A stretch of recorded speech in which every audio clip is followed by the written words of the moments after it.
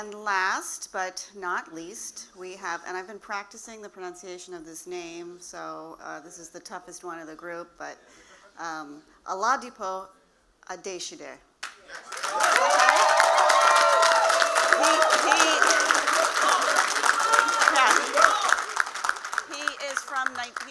He's from Nigeria, and he studied at the University of Nevada, Reno.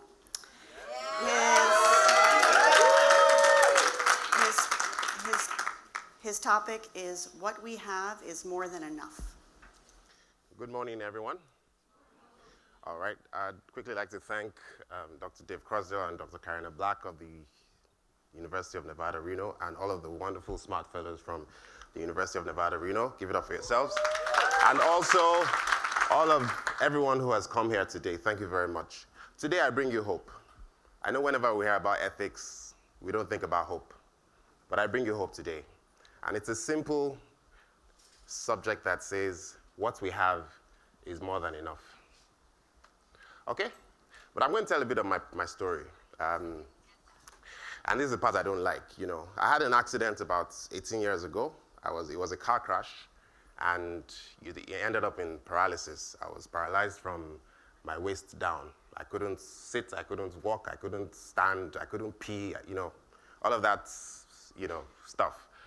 But when I was recovering, I was sent to a public hospital. And for those of you who come from Nigeria, you know what public hospitals are like. I was sent for physiotherapy in an institution. And when I got there, I wasn't very happy with the outcome because I was just going every day and getting barely 15 minutes of some physiotherapist massaging my back and putting me back on the wheelchair and telling me to go back home. And I sort of figured that if I continued that way, I would never recover. I mean, I would have to be on a wheelchair for the rest of my life. So I made a decision. I made a very strong decision that I was not going to continue that way. I challenged the physiotherapist, but he didn't really take me seriously. So I left. I went to a gym, and I associated with strong people.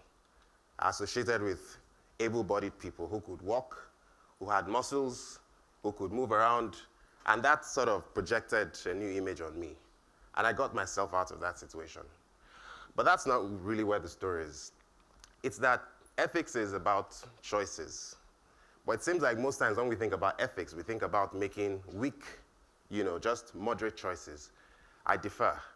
Ethics is really about making strong choices, things that are going to affect you somewhere in the future, but are going to make you stronger. So I wanted to use that personal story to, you know, project it on Africa. Why are we where we are? Why are we so weak? Why does it seem like we always need people to help us to get things done? It's a concept in psychology called learned helplessness, and it's learned.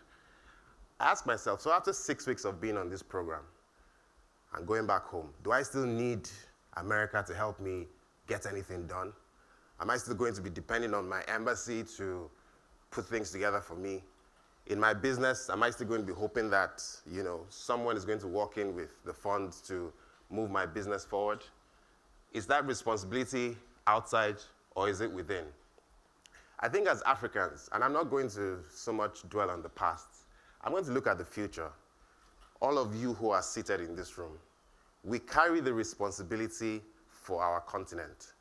America is not going to help us beyond what they can benefit for themselves. That's the truth. As good and as laudable as this platform looks like, they are also trying to help us open our eyes to see what we can do for ourselves. We're the ones who understand our pain. We're the ones who understand our issues. Therefore, we are the ones who can solve our problems. So today, my charge is to us to think differently about being strong, about making ethical decisions that put us in a position of strength and not of weakness. Think about all of the foreign aid that has come to deal with malaria, polio, cholera, and what's not. What has it yielded over the years? Doesn't that tell us that it's really not about the aid, but more about the thinking that goes into the use of these resources?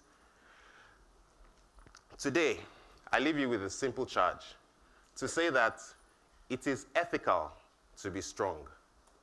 It is ethical to be powerful. Africa, it is ethical to be prosperous.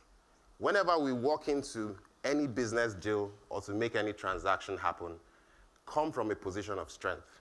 Don't sit at that table with your head bowed, wondering, oh, who is going to help me next? No. You sit there and you make a decision. You strike that deal from a position of strength because the truth is that you have the power. You have the local insights. You have the resources. You know the people who are on ground to make things happen. We have the power to turn Africa around. This is a charge for all of us to say, let's aspire for greatness, not weakness. Thank you.